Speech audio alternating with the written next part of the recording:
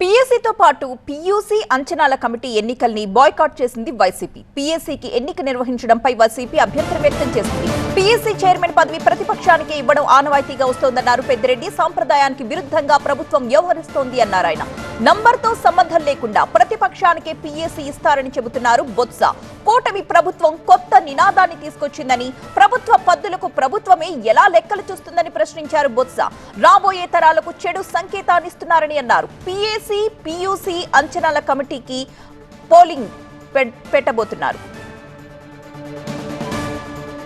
1967 నుంచి నేటి వరకు దేశంలోని అన్ని రాష్ట్రాల్లోనూ ప్రతిపక్షానికే పీఎస్సీ పదవి ఇస్తూ వచ్చారు. గతంలో ప్రతిపక్ష హోదా లేకపోయినా గీతారెడ్డికి పీఎస్సీ ఇచ్చారన్న విషయాన్ని మాణిక్ రెడ్డి గారు బంతిపూల సాగు చేస్తూ 3 నెలల్లో 6 లక్షలు సంపాదిస్తున్నారు. మీరు వీరి నుండి ఈ సాగు గురించి నేర్చుకోవాలా? అయితే ఫ్రీడమ్ యాప్ ని డౌన్లోడ్ చేసుకోండి. గుర్తు చేశారు పెద్దిరెడ్డి.